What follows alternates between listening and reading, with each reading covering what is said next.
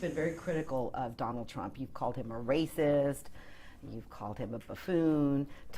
Tell me why you feel this way. That's not critical. That's just speaking the truth and speaking from my heart and my soul, because we've been offended. I mean, Mexicans cannot be treated like that.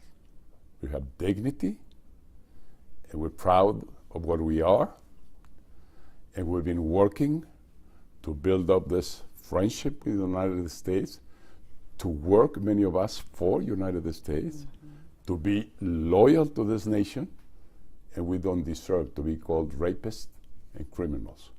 So he must apologize. He must ask for pardon from Mexicans and from myself. Otherwise, he will listen us throughout his administration. And we Mexicans are chiquitos, pero picosos como el jalapeño.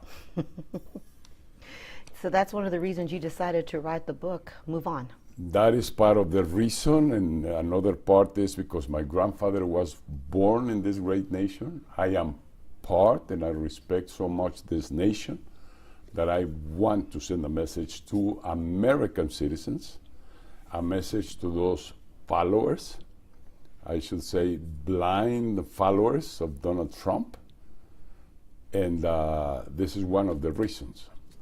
The other one is that we've been building so much, Mexico, Canada, and United States, that we cannot accept to destroy what we have built with so much sacrifice. And that's why also I'm defending NAFTA. I am defending America. I am defending U.S. economy, because it's going to be destroyed. Because this man, this guy, doesn't understand a bit like this about economy.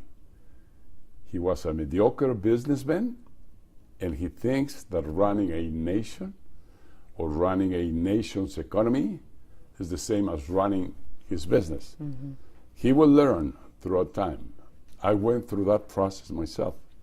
I used to be executive president for Coca-Cola Company in Latin America. When I moved to politics, I learned a lot. And I started as a congressman, 3 years, and then governor of my state, and then president of Mexico.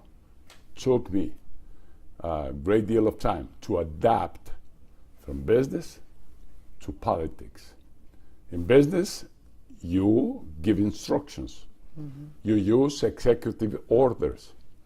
But in politics, you have to share, you have to convince, you have to teamwork, and you have to work for citizens. And that's what he doesn't understand.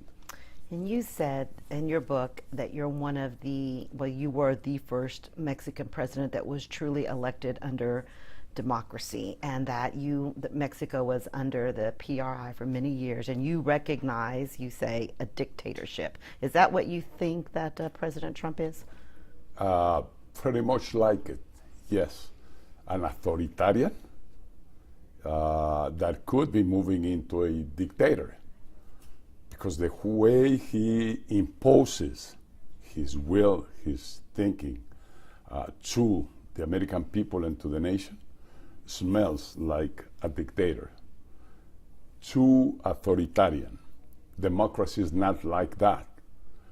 You don't press Congress to send you what you would like to have for DACAs, or what you would like to get for whatever public policy.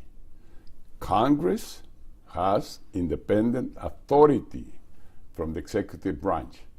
And this nation built through President Washington such a strong system of checks and balances that is not prevailing today. I don't understand Paul Ryan asking Trump what he wants. Paul Ryan represents the people of the United States. So Paul Ryan should discuss bipartisan ideas to come up with bipartisan majority approved solutions. And that is working for the people. The other thing, he's just working for President Trump. That's not his job. You talk about a lot about the border wall and even started the hashtag effing wall. Yes. And you keep saying we're not going to pay for it. And you've said that there's Would you pay for it?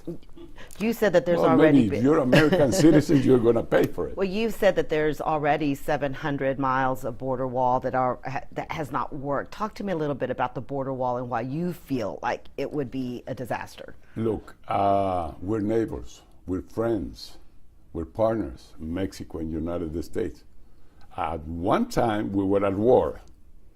And that's why Pancho Villa came here to the States.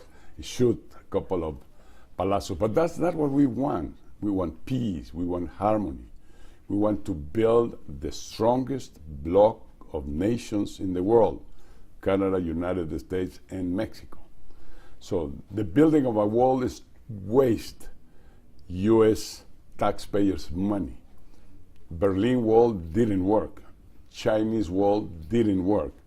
And this wall doesn't work. I worked hard with President Bush administration. We worked for years and months. We worked with Senator Kennedy, with Senator McCain together. And then a bill was presented to Congress. And that's the solution for an all-comprehensive migration bill. And it's right there sitting in Congress. It's been 10 years, and they don't process it. Trump should go to Congress, look at the archives, and he will find there what he doesn't know how to do. He will find the answer there. And that's why it should be approved. It's using wisdom, it's using intelligence, and it's using compassion to build up something that you have to build among neighbors, among friends, and among partners. You, in your book, say that one of the reasons that there are so many guns in Mexico that are being used against your citizens is because of the lax gun control laws here in the United States. Talk to me a little bit about the guns and also the drugs that are coming into the United States from Mexico, which